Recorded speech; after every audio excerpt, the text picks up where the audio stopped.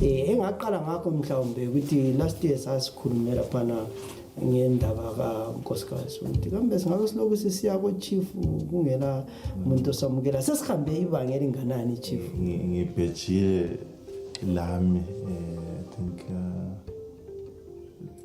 2 months back engithe khona next year njengoba amalanga lokhu increase so emklomelo ngathi mina next year one of the days zemklomelo kumele kube umshado wami kodwa ukuthi lo bani angazi thembuthi uNkulunkulu lamathoka between now and April uzamletha lo kumele kuchadwe la but ungehlula lakho kwehlula. Welcome to Asake Online. My name is Zenzeli Ndebele, and this is the program, The Side View, where we talk about issues that happen in our community. They can be current, they can be historical, and of course, they can be cultural. And don't forget to follow us on our social media platforms, Facebook, TikTok, YouTube, Twitter. Do follow us, subscribe, and share the content. Today in our program, we do have our special guest, and every year we have this program, Slowa with Chief Tagamela. Every year we make it a ritual,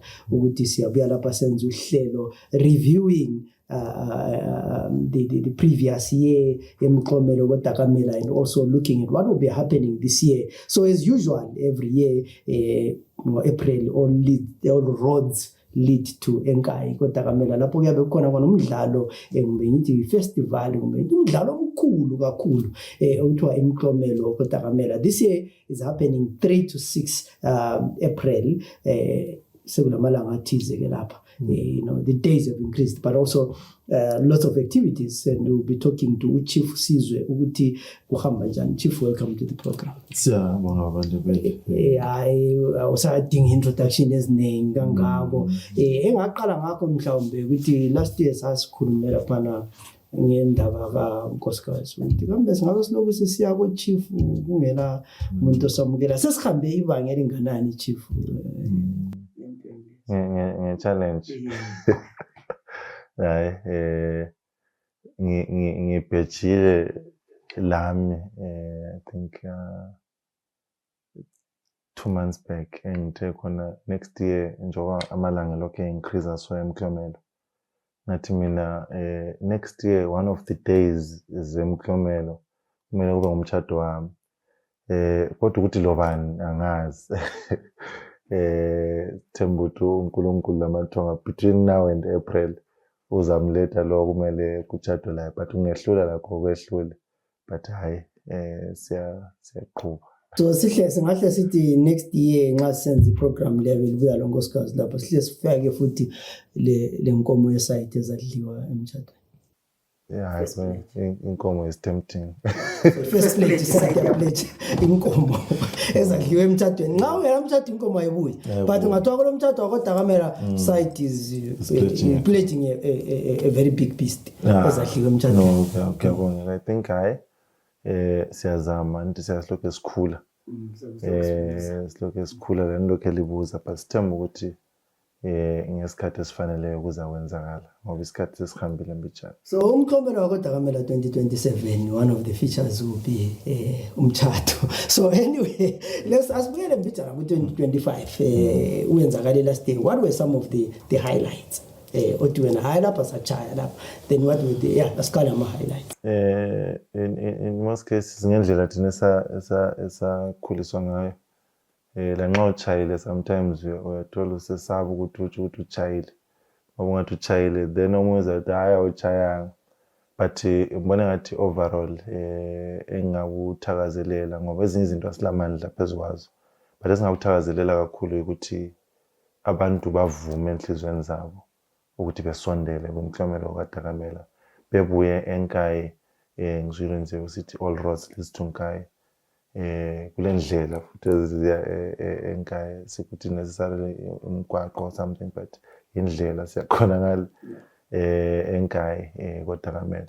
So one of the highlights indlela abantu abasukuma ngayo baparticipate ngayo umhla ka4 abebanengi. I remember very first day siqeda ngomhla ka4 ngantshela abantu hayi thina lanxa singathi umcimbi usuphelile first day so right, I think sesizamile, but then the second day went on to be even bigger than the first day. So engu appreciate kakhulu ikhona ukuthi abantu bavumile enhlizweni zabo, abantu basukumile, ngoba kulezi izinto ongela control over.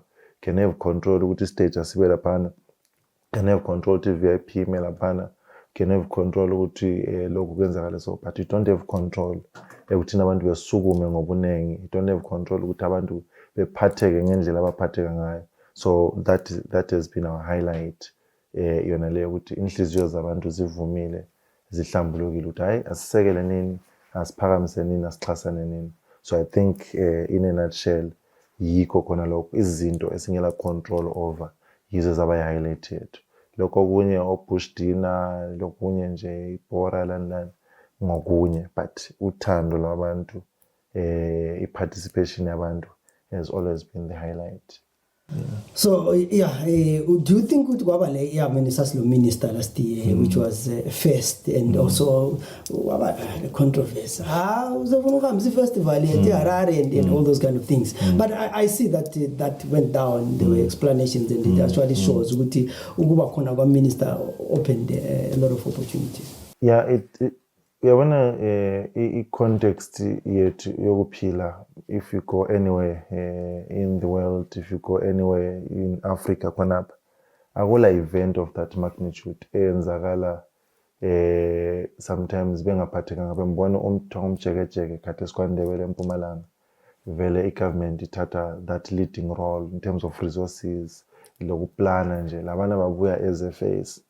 And then you then also see ngapho ngahamba koSandlwana, uhambe umhlanga, i-government funds even abantwana balabana babona bedlula ama-5,000 ama-buses abekhitshiwe i-government. But then that we hope ukuthi one day i-government la izaphatheka ngezinga lona leli, where ma-city sifuna amabhasi, abantu bafuna amabhasi participate, nxa city sifuna lokho participate. But then the controversy will always be there because akuyiwanga ncane kungamanzi. Ayisibo bonke, empilweni vele kulabanye abame ngapha, kulabanye abame ngapha, and we don't blame anyone.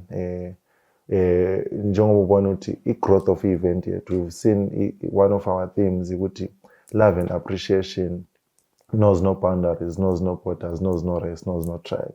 So then kuba ngenye into ukuthi nxa singa appreciate abantu in Zimbabwe, but usibone appreciate umuntu eZambia. Remember last year we also gave an appreciation award to Zambia in South Africa. But why singa yamukeli abakithi khona lapha? Ngoba kukhona nje abantu bahlala kule friction, but not everything should be politicized. It's not every time esihlala siku active activism, but I think in most cases kumele sibekwazi ukuthi siyakha, isizwe siyakhiwa. And if you create a product ezenzele njenge site inje, ungabona isite ususithi ufuna ilalelwe yithi kuphela enkayi kumbe Cholocho, I think sometimes yabudlala. But into ukuthi zibe le impact, ibe le effect, kumele isabalale. Kade sisigqoka oGiorgio Armani, sigqoka oLouis Vuitton, sigqoka oVersace, asibazi ukuthi ngabangaphi. Abanye ngama-Italians, abanye ngabangaphi. But ngenxa ukuthi abagodlanga iproduct yabo, uyibona izizofika lapha namhlanje, lathi siyayigqoka, we are proud of izinto zona lezi. So I understand, but I think njengoba silokhu sixoxa kuzawulokhe kurevealeka nje okunye.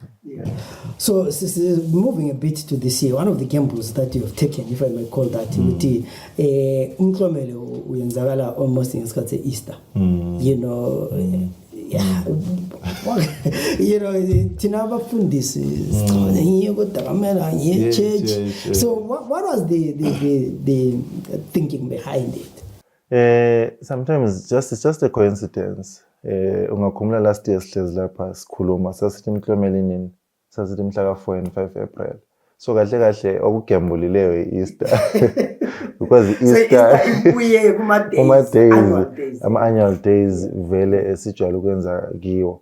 But also there's an explanation behind where you find ukuthi abantu abanengi vele nxa bebuya kwemklomelo babuya begijima besenzani because kumele bebuyele emsebenzini, abanye baya e-UK, abanye bayabuyela eSouth Africa, abantu bayabuyela endaweni ezitshiyetshiyeneyo.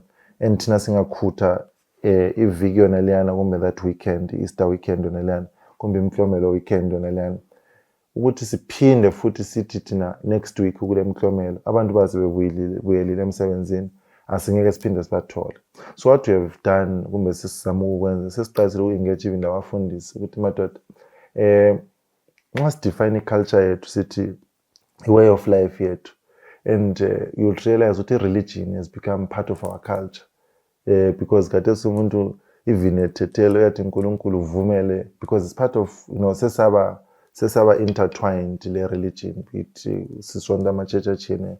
So bese engage even labafundisi ukuthi hey, i-first day mfundisi uzibani uzabuya usivulele ngomthandazo ufake ivesi elilodwa njengoba kuyi-Easter, but esikutshoyo ukuthi you cannot separate i-culture and religion. I-problem yithi thina abakhokheli be-culture, abakhokheli be-religion esizitshela ukuthi kumele kuseparate, but into lezi ziya-coexist. So sesiqalisile ukubacela-ke abafundisi, uzavula i-first day, wena onye i-church uzavula i-second day, wena onye i-church uzavula i-third day, because kumele sitshengise ukuthi into lezi ziyaphilisana. And otherwise uyabusuthwalise nzima abantu ukuthi hayi buyani ku-Easter lingayi komklomelo, kumbe buyani komklomelo lingayi ku-Easter. But okujwayele ukwenzakala ukuthi every year or every day ku-365 days, every weekend abantu bahamba e-church, but imklomelo it's just these 2, 3, 4 days kuphela ngo-April. So hayi abadala bazasixolela. Yeah, I think you mentioned a very important point. Last year, I think we were live streaming there. We saw a lot of people, Chennai or Ethiopia or Uganda, South Africa, Botswana, UK, and many other places. And if it's over Easter, that means we have a holiday and they can jump for that weekend. So gule space abahambe be such as pen last year, such told me more than 1 or 2 exhaustium lapha landani. So when kuluma nje, maybe trusting alungisela site helicopter from Bulawayo to Nkai which was sponsored by but i-road izulu linile lo nyaka kusekunjani kodwa kuyahambeka it's one of izinto esingazithandiyo enkai. It's one of the things, the topic ehlala nje enhlizweni zethu ingathi ayisibambe kuhle, because sometimes i-lack of success yethu si-attributed to i-poor infrastructure enjengomgwaqo. But also from last year kuzanyiwe kuchayiwe khonokho ongama-kilometers okuthile, but mina ngumuntu othanda uku-appreciate khonokho kuncane okwenziweyo. But appreciate sisitsho futhi ukuthi as much as appreciate siyafisa ukuthi man i-effort ayifakwe ibe nengi, because what we need thina enkai is only 80 kilometers. Then our problems ethu onke abesephelile, then sesibone ngathi kuningi sesingakwenza ezinkai, but izinto ziba expensive because umgwaqo mubi. But then sokuchoviwe sibili, I think from here uzedlula inyathi nje yakuzidlulela uchaya phansi, uzuyafika siyafika kubo Lonely Mine, yikho sokuqalisa ukulokhuza. But what they've done khathesi ukugradiwe up to i-Cross Matapa. Then xa ukhona i-Cross Matapa yikho ngathi akukho kuhle until bathi ibona ngale. And khona lokhu okutshoyo ama-exhaust, omunye umuntu vele yikho nithe mina ekuqaliseni we appreciate uthando lokusukuma kwabantu, because omunye umuntu nxa efelwe i-exhaust yakhe, nxa umtshela ngemklomelo kaDakamela kuye ulokunye okuyinto angikwazi ube i-trauma yakhona ukuthi imoto yami bakithi. But you see the very same people sithi ngiyanonsela mina i-exhaust yami ngiyabuyela. So uthando lolana balalo ngiyaluhlonipha kakhulu ngoba asonto encane naleyana. But then siyabe sihlala sikhuluma ngoba soze sima ukukhuluma ukuthi hey, i-event ile potential edlula le khona khathesi, just fix the road and konke uzabona kuyalokhuza. And khathesi sikhuluma, we have people coming from Tanzania, Uganda, South Africa, UK, abantu abatshiyeneyo abangaze bebuye enkai, abanye abangaze bebuye eZimbabwe. And also remember Minister Watiena indawo lena has been designated as a tourist destination. Recently besihambela ama-Germans ayi-2 just to go and camp. But then uyabona abadala ukuthi hey umgwaqo man sokubahlukuluza. But then i-event le asingeke si-ignore ngoba vele every year kuyaziwa ukuthi abantu bazabuya and bazabuya in numbers and okuzabuya abantu abatsha every time.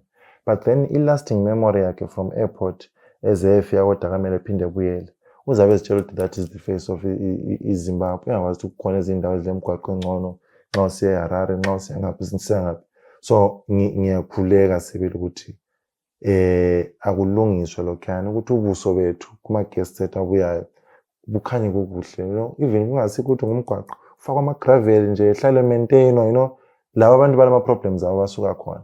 But siyabe si-encourage sibili ngoba asifuna abantu behambe sihambuyele enkaya.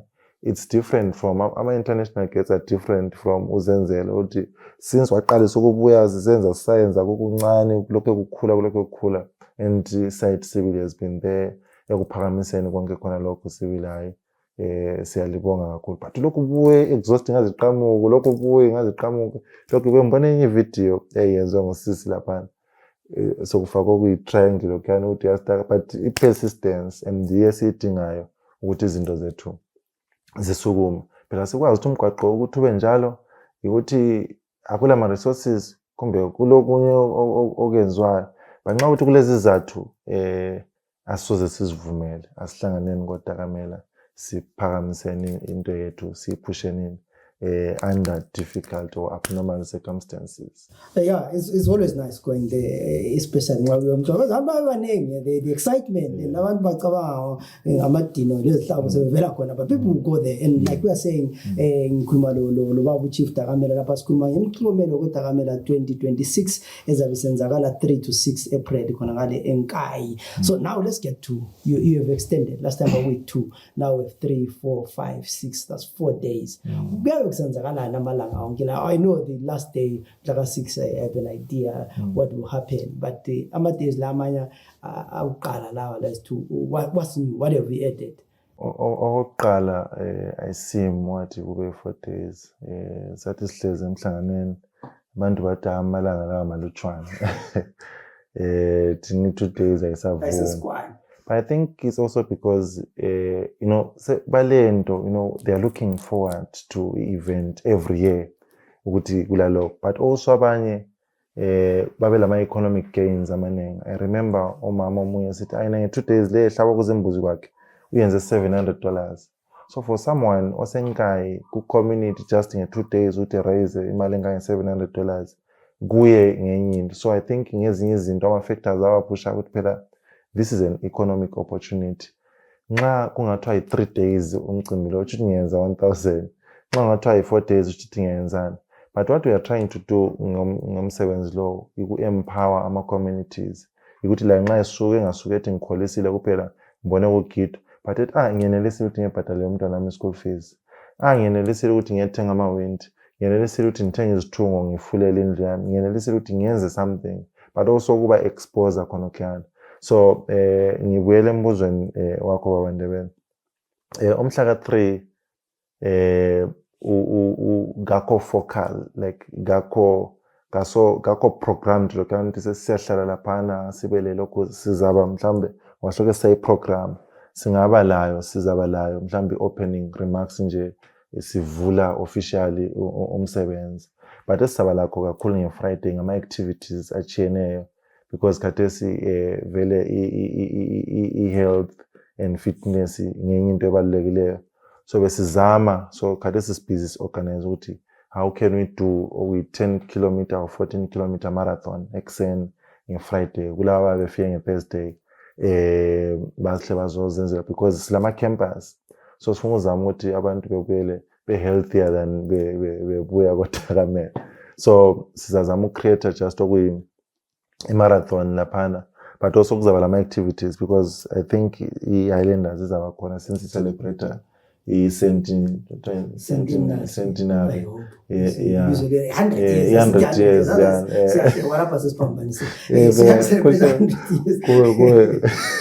Kukhulume ngokuphambanisa, but i-100 years yeah. So usually sijakuba lama sporting activities ukuthi seba le bhora kudlalwa ama teams edlala throughout 2 days leya. So sizaba layo Friday kuqaliswa ama activities, and also we are partnering with the cricket ekhaya, because ekhaya ngibona cricket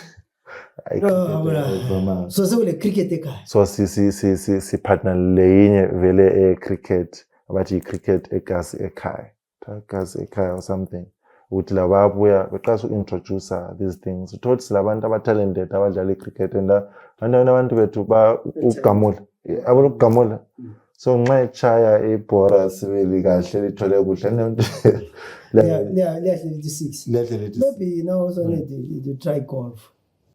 Yeah, so nxa silokhu silokhuze silokhu siku-introduce izinto kunjalo, but ngama-activities amanye wona lawa akhona, but also we are giving people isikhathi soku-set up, because I think sizaba labantu abaningi abazo-set up ama-stands abo for exhibition, sabantu abazo-set up bazopheka abazoyenzana. So laphana siyabe singena ku-event, asifuni uqalisa i-event iphonga uqalisa kuphela, but isiyilungiselele, but just konkana uku-experience impilo yakudala singayiphilanga, ukuthi sike sibe abantu abaningi nje, sichaya ama-bonfire ethu, sithatha ama-walks, abantu likelegeza okunye okuyimimoya echangane ngale, abantu bebuye benjani bemsula, but just khonokana nje ukuthi abantu be-interact, be-experience ezinye izinto abangeke bezi-experience official day, because nge-Saturday sometimes nxa iphela event, usually nxa iphela event umuntu secabanga umgwaqo wakhe, se-driver sehamba, kathola isikhathi uteke ixoxelo Ndebele, kathola isikhathi uteke ixoxelo Khumalo, kathola isikhathi uteke ixoxelo Chuma. But laphana siyasithi we are giving i-bonding, isikhathi soku-networker, abantu bexoxisana. Maningi ama-programs, ama-business deals asephumile from i-program enaleyo eMklomelo. So i-first day yabe njalo ke, second day ke yiyo possible official, where kuyaphiwa ama-awards kulama activities nje wena lana esiyaziyo, but siqeda ngo-1-2 because kulokho kuqhubeka ama-activities. For example, nxa uqaliswe maybe i-tournament nge-Friday, nge-Saturday iyaqhubeka, nge-Sunday iyaphela. So siyabe sikhatha ngo-2 sesiqhubeka senza ama-activities ethu, sisiba lama-bonfires, sike siyexoxa just siphile nje sibuyele kuma-roots ethu. Then also Sunday iyabe njalo, but we are trying to divide abantu esibanikeza Imklomelo into 2, locals and labanye aba-outside. Asifuna ukuhlanganisa endaweni eyi-1. So it's either siyaqalisa ngama-locals or siyaqalisa ngabangekho local, abantu abangekho kodakamela khona phana.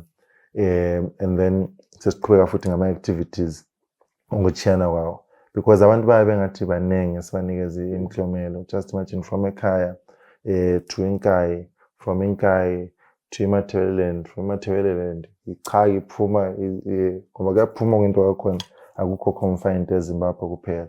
Then ngeMande ke uhlupho olujwayele kwakhona ukuthi i-event siphonga ukuthi cha ihliphelele, so sifuna ukuthi ziphelele nje kuhle kuhle. So ngeMonday day yokunesi hangover, relax, you do after party. Sithi bafana obanikeza imoto yami laphana ngiyasuke ngiyahamba. So indlela naleyana abantu babe lokho behamba isikuthi inamba esiyaqalisa la siyagcina la, ngoba abanye bazahamba nge-Saturday after event, abanye bazahamba nge-Sunday after event, abanye bazayilindi iMonday naleyana. So yikho nje kuyakusenzakala sibe sisidla isikhupha but amanye ama-activities angizange ngiwathinte because maningi embona ngathi sabesilokhu siwakhipha even la ku-page lethu laphana what to expect, and siyakhipha formal programs ukuthi Friday this is what exactly will happen, Saturday this is what exactly will happen until Monday. But hayi ungabuyi ufuna ukukholisiswa yithi ozozikholisela. So we are the enjoyment yakho uzoyishare nabantu benkani. So like you are saying, it's a build up, but also once we get to Sunday, the main event, then Monday people are packing and slowing down. But now we are ukholisela kakhulu Monday, under pressure ukuhamba and all those kind of things.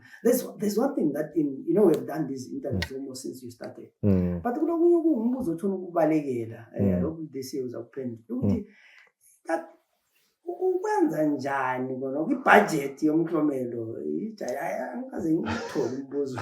How do you manage to do such an international festival with so many people? Because now the event looks very expensive. Yeah. But I've never seen. Yeah. Into zabantu. And I've heard sibili imbuzo enjalo ukuthi angivele khona kwenziwa njani ibudget nale kati ivela nga and bawarida abantu ukuthi kodwa kumele kuyinto lokho ukwenza njani akukho lula. Angisoze ngibalekele umbuzo but sithe siqalisa lapha isite ithe pledge inkomo ngomtshado wami nxa ngishada. Lo Chumo za pledge la inkomo lo Ncubo za pledge la inkomo ngoba khaya abantu bafuna ngishade sibili okuzwayo.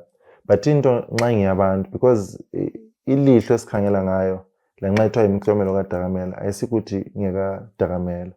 The role isite yayidlalayo siqalisa size sizofika lapho ilokhu ikhulu la nxa ulokho uzibuza but what we have done siya-engage abantu individually. Hayi Ndebele sifuna inkomo eziyi-22 this year izo sizifunayo but ukuthi 22 le ngapha ngifuna inkomo eziyi-22 kuba nzima but sesililanda nge-1 Ndebele sicela inkomo e-1 kumbe imali equivalent to inkomo. Chuma sicela inkomo e-1 imali equivalent to inkomo uzabona inkomo lezana sezisiba khona. But also ngenxa ukuthi abantu bayathanda into engathi iyashepa nje iyashepa. So zananzelela ukuthi labanye ama-companies seqalisa ukusondela. Sizafuna ukwenza i-stage lapha kumbe safuna ukusetha i-stall sethu lapha lingasibhadalisa malini. Thina nge-background yethu yobuntu kunzima futhi ukuthi sikubhadalise. Sesisithi ukuthi hayi thina ngeke sikubhadalise ngoba singakubhadalisa sizathi $5 kanti wena le capacity yokusinika 200. So wena la kusuka enhlizweni yakho njengoba ubona umsebenzi lo uthi unganani wena ubona ngathi ungasincedisa ngani. So indlela umsebenzi lo ophila ngayo ukuthi indlovu enkulu ubuya le ngqamo yakho buya lehloka lakho buya lepemba lakho usike lawo okwenelisayo kodwa indlovu yonke le isiza njani sizabe sisikile sonke. So into leyi ayibanjwanga ukuthi iDakamela Trust or nguDakamela or ngabantu bakoDakamela kuphela but abantu as from Plum, as from Cholocho bayabe la bephosela okuncane then umsebenzi ubusuphuma. But then silawa sibili ama sponsors ethu azamayo ukuthi make sure ukuthi umsebenzi uyaphutsha. You have seen the likes of Kingdom Blue, you have seen i-regional last year net1 la biparticipatile. I-Ministry of Sports, Arts and Culture ibifakile layo okwezinga layo. I-tourism yasincedile yaspendela isikolo yasakhela ama-toilets yenzani but enzama ukutsho ukuthi indlovu enkulu. Ungayibukeli laphana uthi ngifuna ukubona ukuthi bazayisika kanjani but buya lo kuyi-okapi kwakho ufike la usika iqatha uzabona ukuthi indlovu yakhona sizayiqeda sonke nini. But ayila clear or traditional source of funding ukuthi yasikwazi ukuthi vele imali izavela lapha. So ngasiyo sithi mhla ka-3 up to mhla ka-6 asila sent sikwenza ngefaith but abantu sebebuya ke sebelandela khona ukuthi nesikufisileyo sebelabo sebevala izigamba. Yeah, I think let me say over the years we've seen it grow and I'm really amazed at the way you have done. I remember first day year I only attended in school and a few organizations and always saying so always go to one guy where pass kulo moya but school ma eso start school ma when all get up and say but you're kids you know getting the awards. Second day it became bigger and we have seen how it has grown over the years and how people and it's because of mainly I would say one of the successes of Umklomelo Dakamela has been social media. Because when we started, not so many people would actually come and say, but we film a video, we do these interviews, people watch and then say, let me next year, I want to experience it. So it's one event that has grown out of social media than, deliberate media strategy, but it has worked and it has grown. And, I remember first year or second day, when when you launched the trust, you know, Mama Baba Sakeli Zindlu, Iskolo. And last year when we went there, we found a big banner, someone trying to set up a college, you know, and that's the success that many people don't probably realize. Ungananzelela, the way event is being marketed, omunye umuntu engazitshela ukuthi kule nkalakatha ezizumbulu zemali eziphumayo, because i-level of marketing yakhona uyabona lawo abantu uphonga uvumbuluka, abantu bayachaya sibili deliberately, but ikhona kukhanya ukuthi abantu have realized ukuthi indlovu yabo labo, they're cutting their piece, besike lokho laba abakwenelisayo beyilokhuze beyisabalalisa. So imedia isebenzile nayo kakhulu ekuthini izama ukuthi kuphakanyiswe, and ngikho ngihlala ngisho ukuthi sizahlala sibonga vele side because siqalisa i-interview sisendlini kaMlaphana, no, sikhipha isiphala senkosi, sisenzani, and also i-growth of event le ayiphuma ngekuthini i-event, but yaphuma ezintweni esesizenzile ezi-community. I think yikho kwayenza i-thrill yana abantu ukuthi but bayenza njani from amagokoko to lokho, but awujwayelanga ukuthi kube lula konke khona lokho. We touched on ukwakha izindlu, abantwana ukubabhadalela, so esesikufundile khathesi ukuthi kumele si-restrategize. Uku-restrategize kwethu ukuthi abantwana every year thina nxa sithe umntwana upasile samnika umklomelo, vele u-entitled ukuthi somele simncedise in i-school fees, but ama-sources of income ukuthi elokhuza akuhambelani, inamba lani iyaqansa, amalokhuza alokhuza, labo climate change kusithayile isiphala senkosi besingafunction these past 2 years ngenxa ukuthi abantu bebengavuni, kambe uyabasithi gogo liyavela ngaphi. So sibe lawo ama-challenges wona lawana, asange sakhe izindlu from 2 years wena leyana, yinto esihlupha, but we are trying to re-strategize, to regroup ukuthi singakwenza njani more effectively, ngoba izinto kumele siqhubeke sizenze, but umhlaba uhlali ku-smooth. That's sihlokhe si-strategize, sihlokhe sifunda sibona ukuthi ezinye izinto singazibamba njani. So yeah, kunjalo sibe. Ngiyawazi mina lawo singakhulumela ngalezi lechona, but oqhathekile ukuthi 3 to 6 abantu bamele bebe kodakamela, kuyabe kukholiswa lapha. We've gone there every year. It's you'll be amazed at things ezabe senzakala enkaya khona, abantu babezijabulele and so forth. But there's someone who ozabukela iprogram mina le ozakuthi mina $100 and $5 in the Nkonkoni, in the plaza, in Ndlovu. Maybe Ministry of Wildlife might donate 3 elephants for the event. Abantu abafuna ukuncedisa babamba ngaphi njani? India last year i-wildlife basinika indlovu, basincedisa ngendlovu sibili, abe-wildlife. Thina siyatholakala, I think also ku-page lethu le imiklomelo kaDakamele, I think akhona ama-details, ama-account numbers, lakho konke lokhuyana. But kuhle konkena nje ukuthi umuntu ochisekayo, ofisayo yena, ngoba ukuhamba laphana usithi sicela abantu bakithi shwa bengakuthethisela ukuthi ubacelelene. To an extent ukuthi sithengisa izikipa lezi, umuyata manje sokuphambanisekile vele khathesi into lezi kumele ngaziba for free, like iskipa kumele lezi siziphiwe for free. Saphendula ukuthi lethi sizadlulisa umlayezo kulo producer ukuthi into lezi vele zifuna for free.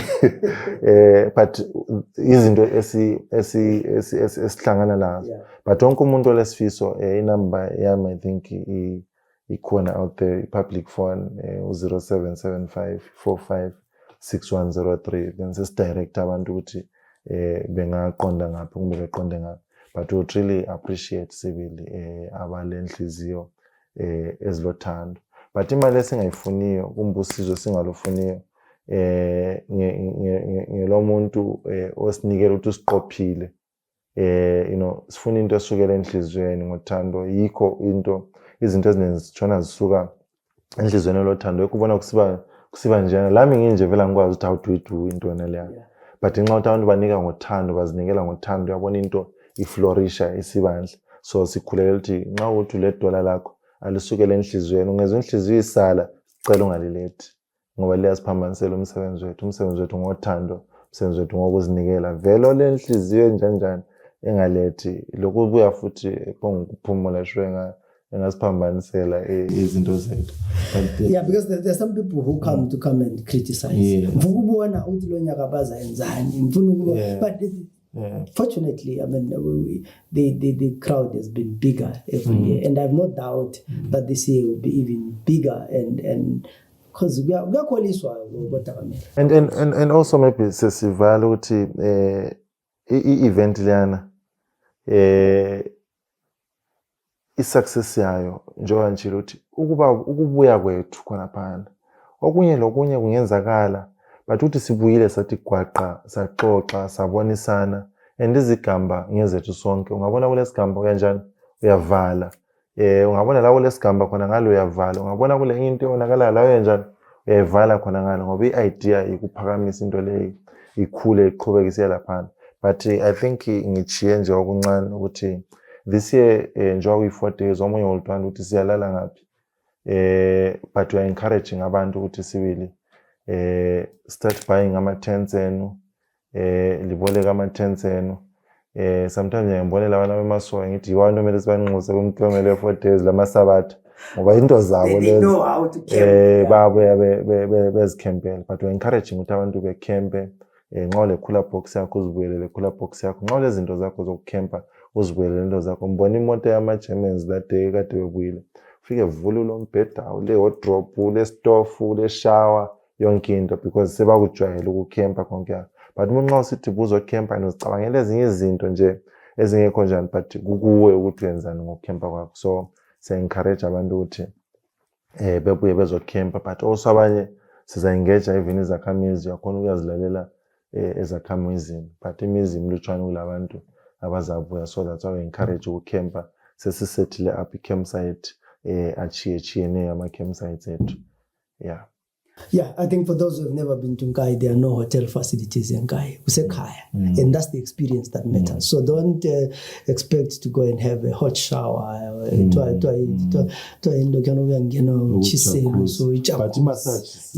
But massage on stones there because so akula jacuzzi. So usekhaya kule nkomo kula madonki. It's April, so awukaqandi awukachisi. The weather is normally good. So uyabuya lento zakho as a camping, but yeah, like we are saying, it's a nice experience that people can share. So what's your last word to people who are expecting ukubuya mbabalo becabanga mbuye ngekele ungathini ngamazwi I think mina amazwi etokugcina ukuthi kuhle sisizwe ukuthi sibambe into siyikhulisa ukukhula kwayo ukukhula kwethu sonke nini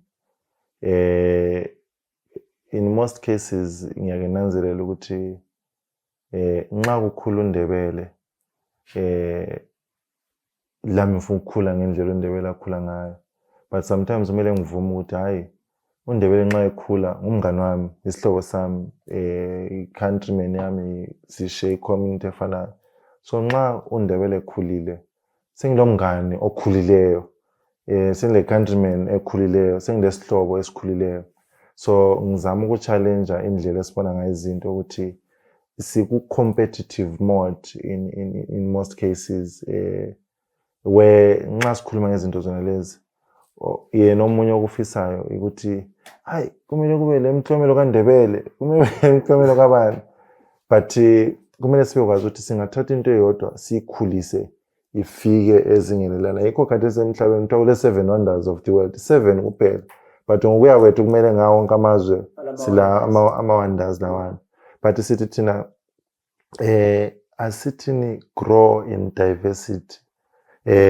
nxa uDakamele senza lokho akwenzayo uNdebele la asidingi ayenze okunye akwenzayo nxa ngithengisa amatamatisi uNdebele kathengisa ama-onion engathengisa amatamatisi because kuyaba amatamatisi ebole kungasela umuntu owathenga ngake ngezwa kumbe babezidlalela besithi unkomo wakwafika ngale address wathi lonke lapha sifuna ulithengela izitolo kumbe sifuna uliyakhela izitolo abantu bachaya izandla umdala mumba wathi liyahlanya umbani ozathenga komonye so kulezi zinto zona lezo kumele sizikhangele ukuthi i-diversity yethu yengakhulisa isizwe nxa ubazi induku wena bazamahloka bazizencele into yethu i-complementana.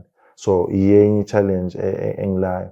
But then enye futhi engilayo ukuthi njengoba sizabuya kwemiklomelo kaDakamele abanye bazasincedisa ngalokho abazasincedisa ngayo. Kulabanye abangabazayo. Ukumenza ngigabaze khona ukuyana sikwazi ukuthi kuyini. Mhlambe kulalele futhi I think kuya kukuhle ukuthi umuntu akulalele konkana engathi sesendleleni vele ngiyezwa ngangihambanga inhliziyo yami besithi. So sifisa ukuthi umuntu ongakhululekanga uzakhululeka kwelinye ilanga, uzakhululeka maybe next year or next of next year. Nxa ungakakhululeka ukubuya this year uright ungabuyi, uzabuya komunye umnyaka. So ngamanye amazwi engilawo ukuthi hayi inhliziyo nxa isala uyilalele inhliziyo yakho. But thina siyanxusa abalenhliziyo ezilothando ababonayo futhi ukuthi sizamani and abafisa ukuba part of this journey ukuthi siphakamise sikhulise lokho esikukhulisa, not only Dakamela, not only Nkayi, not only Mathewele, not only Zimbabwe but i-region yethu yonke yona le. That's why uzabona khathesi i-King from Uganda has confirmed, silabo ngapha kwaZulu who have confirmed, eMpumalanga they have confirmed, Tanzania have confirmed, from said embassy up to amakhosi akhona ngale, we have Zambia that has confirmed. So yinto yethu sonke nini okumele siyikhulise and ukusucceeda kwayo kumbe ukufeyila kwayo ungabona ngathi ngokwami but ngokwethu sonke nini ngoba sizabe sikhangelwe singabantu abasucceedayo kumbe sizabe sikhangelwe singabantu abazange bebe successful bezama lokho abayokuzama. So ngamafitshane ngikhulekela nje ukuthi inhliziyo zibe lothando, sikhumbule ama principles of ubuntu, ukuthi ubuntu yini, ukuphakama komunye ukuphakama kwami, ukusiza omunye lami kusasa uzongisiza. But i-reciprocity principle lokuthi izandla ziyagezana. Kodwa siyabonga kakhulu babaNdebele. Hayi siyabonga chief ngokusilandisela imklomelo koDakamela. Uyabikhona April 3 to 6 akusabukhachana, it's less than a month from now. A site service khona ngale will be live streaming khona ngale eNkayi straight, and those who want probably ukuthi bukele sizalinika imininingwane ukuthi liyabukela njani, mhlawumbe lawo abanye abafuna ukuthi sifisa ukuyenza istand but asitholanga, want to put an advert, get in touch with us and we also talk about those logistics. But definitely we will be live streaming from imklomelo yakoDakamele. The Econet sifake i-booster. Yeah, the Econet is the booster. So the network won't be a problem. So you can do your TikToks from Nkayi, you can do your selfies from Nkayi. Actually, lati live stream again. Econet ikona ngale akusoze kuhluphe kangako ngoba i-network yabikhona. So yeah, it's getting bigger every year. So for now, ngathi khona asihlanganeni koDakamela 3 to 6 April. Elami izizolo zenzele Ndebele. Siyabonga.